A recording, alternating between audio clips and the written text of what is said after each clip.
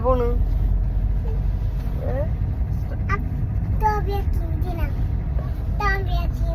എത്ര എണ്ണം വേണം? ഓക്കെ ഓക്കെ ബൈ പറ. അങ്ങനെ ഞങ്ങൾ ഐസ്ക്രീം കഴിക്കാനായിട്ട് എത്തിയത് തൃശ്ശൂരുള്ള ഫ്രൂട്ട് വേലാണ്. അവിടെ എത്തിക്കഴിഞ്ഞപ്പോഴേക്കും യാമിക്ക് ഫുൾ കൺഫ്യൂഷനായി. ഏതാ വേണ്ടേ എന്താ വേണ്ടേന്ന്. അച്ഛൻ ഏതാ വേണ്ടേ അമ്മയ്ക്ക് ഏതാ വേണ്ടേന്ന് ഒക്കെ ചോദിക്കുന്നുണ്ട്. ഞാൻ എന്തായാലും അതിലൊരു 3 ഐറ്റം പറഞ്ഞു. യാമിക്ക് സ്ട്രോബെറിയുടെ ഐസ്ക്രീം വേണമെന്ന് പറഞ്ഞുകൊണ്ട് തന്നെ സ്ട്രോബെറിയുടെ ഒരു സൺഡേ ആട്ടോ ഞാൻ ഓർഡർ ചെയ്തത്.